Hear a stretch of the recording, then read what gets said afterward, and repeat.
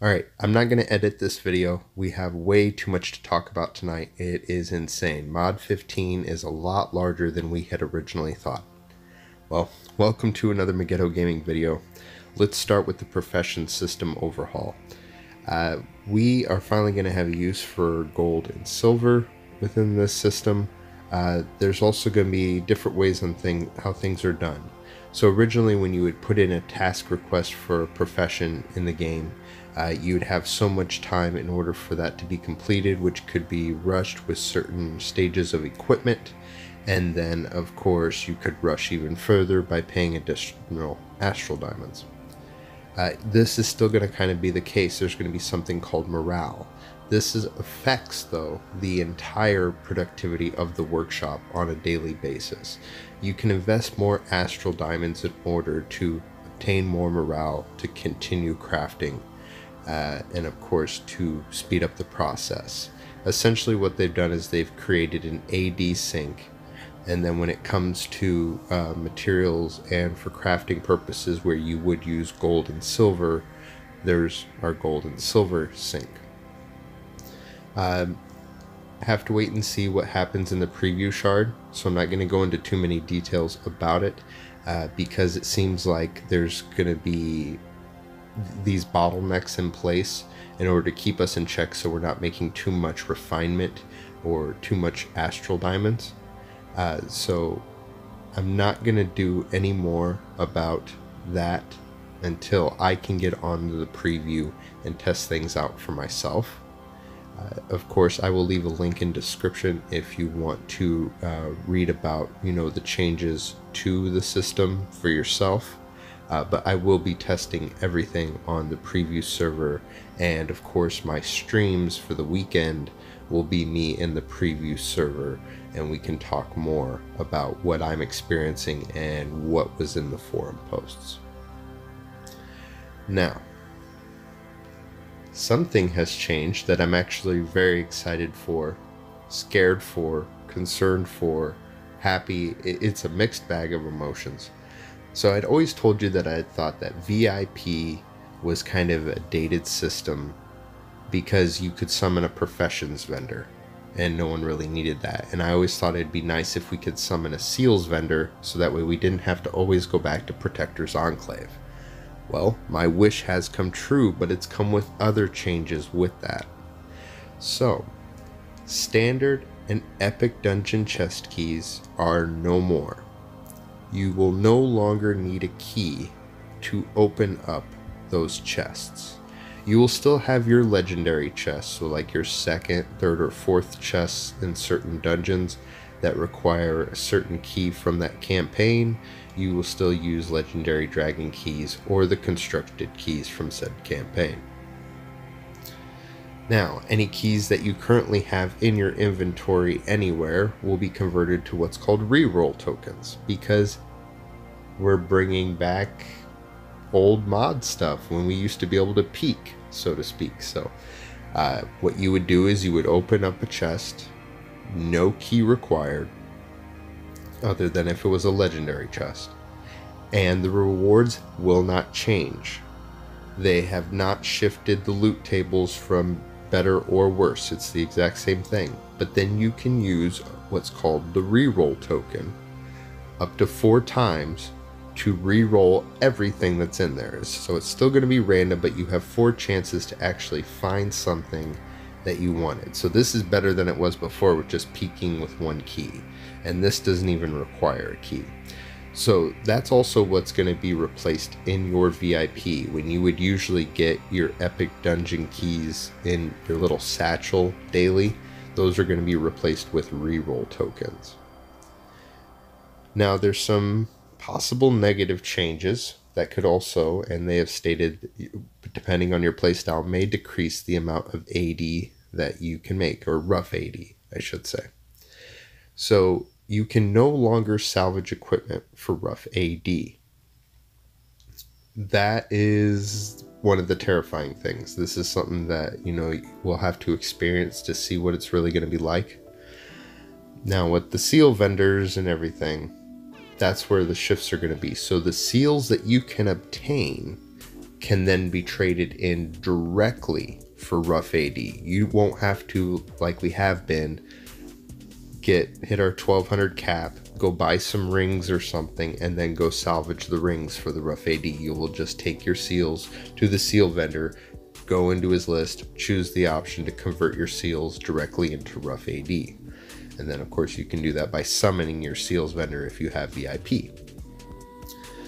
Now with this, you're also going to be able to get rewards from heroic encounters, from dungeon chests of rough AD.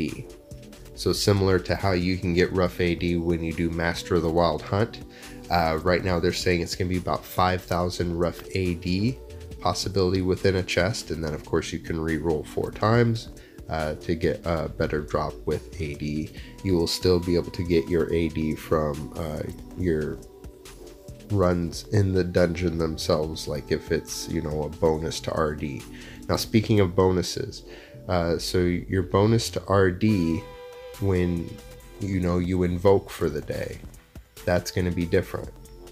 So the bonus is going to be then tied to the amount of rough AD that's awarded from doing a heroic encounter, from doing the dungeon run, or from your overflow rewards. So we'll still continue to get those overflow rewards, but this will increase the bonus of what we receive from those. So all salvage vendors are going to be changed into seals vendors. We're going to be able to summon seals vendors with our VIP if we choose to. All seals will be able to be converted to rough AD directly instead of having to buy equipment. Now equipment, the equipment that you get is still going to have a purpose. So whether it's purple, it's blue, or it's green, it's all going to be able to be converted to refinement points. They're doing this so that way there's more of a balance between what you get for refinement points and what you get for rough AD.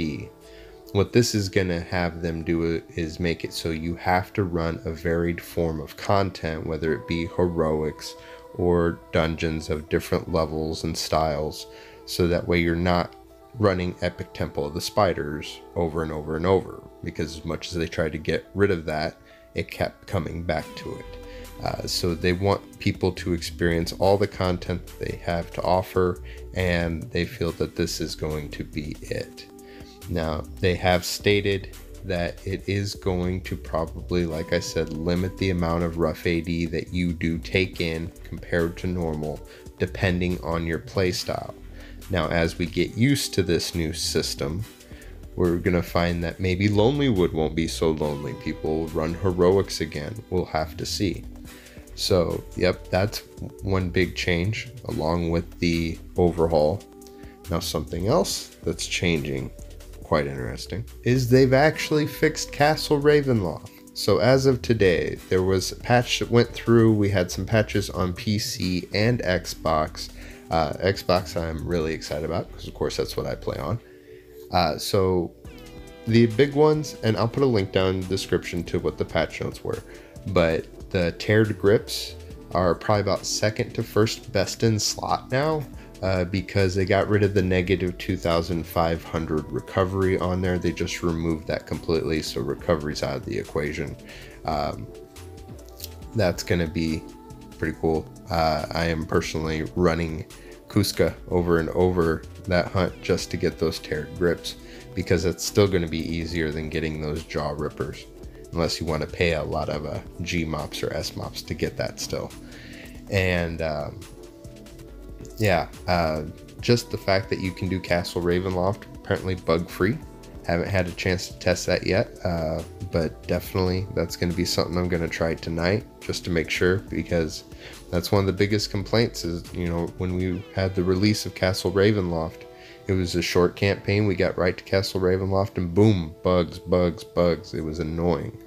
So definitely excited for that. There was a few little tweaks to the GUI, crashes, things like that. Companion tokens now working. As they said, that's been patched too, so now we can actually share the tokens as we were meant to share them. So very excited for that. Alright, with everything going on, we do still have things for the weekend. MSR, can I do a video on Day of the Dungeon Master? Well, in the background of this video has been me doing Day of the Dungeon Master. They have not changed anything. It's the same thing that we've had every year. So, I would say find a better use of time, to be honest. One of the key things you could win from the Die Nation rolls is an owlbear figurine.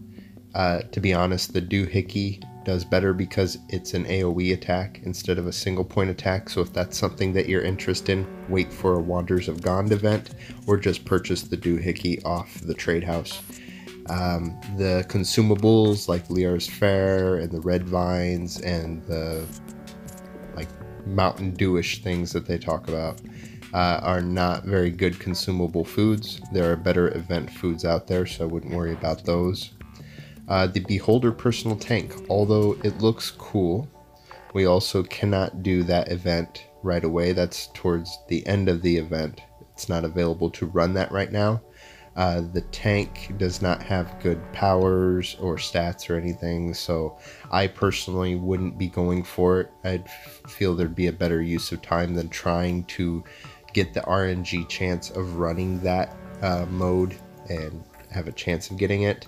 I would say go for something else. There is also another item on there, the Wand of Sight.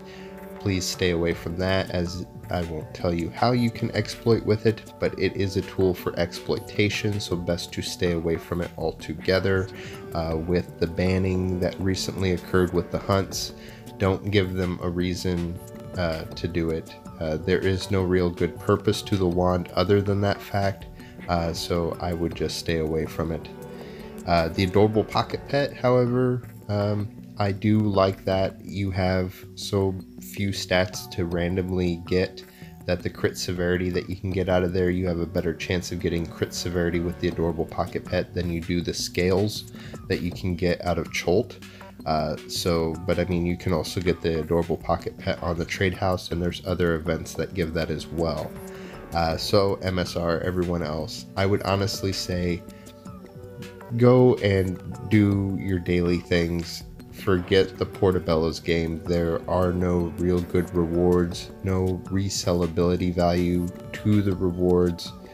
I mean, and if you want a personal, the tank, you know, later on, once we get towards the end of the event, go ahead and run it over and over and try and get that tank.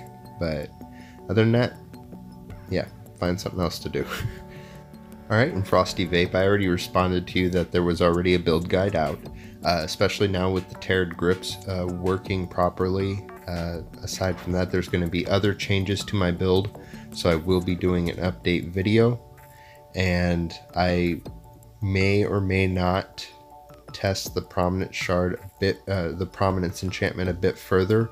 But as it stands right now, at least for Trickster Rogues, the Fey Touched is still going to be best in slot. But I will do an update video on my build after what I found in Mod 14 and how it affects it. Now with the standard weekend update, with PC, we got 2x shards going on. But for PC, Xbox, and PlayStation, we do have VIP discounts, as well as discounts on refinement packs. So if you still needed to get your VIP up to 12 or just need to renew, now's a good time to do it, 15% off. And with Xbox and PlayStation, we have 2x seals going on. So whatever means that you've usually used to get more seals, now you're going to get double of them. And so I'll probably be doing some Master of the Wild Hunt just because it's really quick and easy. So there you have it. We've got events going on now. Day of Dungeon Master. We've got fixes that came out, Castle Ravenloft, equipment, companion tokens. We've got a new mod on the horizon, preview coming soon with Acquisitions Incorporated. We've got the new professions overhaul. We've got the dungeon key changes, the seals vendor changes. We've got so much going on, so much on its way. A lot of these things can be scary, especially for those that have done masterwork professions and are concerned about the conversion rates and everything. Definitely check out the links in the description. They do respond to that. And they're actually responding very quickly in the forums. Thank you, Cryptic. Definitely appreciate it. Communication is key. And you know what? So far, everything looks pretty good. Some things still have questions. We'll know more once we actually get to try it out. But so far, things are looking up. So if you have any questions, leave them down the comment section, or you can wait to ask me this Saturday or Sunday at 8 p.m. Central. I will be doing my streams. If the preview is up, I will be doing them out of the preview. If it seems too boring, maybe I'll jump back on Xbox and we'll do some dungeon runs or something, and you can join me on the runs. But yeah, so I don't know. There's just so much going through my head right now. There's so much to sift through, but definitely if you have your questions, let me know. I'll try and answer them to the best of my ability, and I will see you out there. Thanks for watching. If you liked that video, check out these other 2 videos. You can follow me on Facebook, Twitter, and Twitch, and don't forget to subscribe.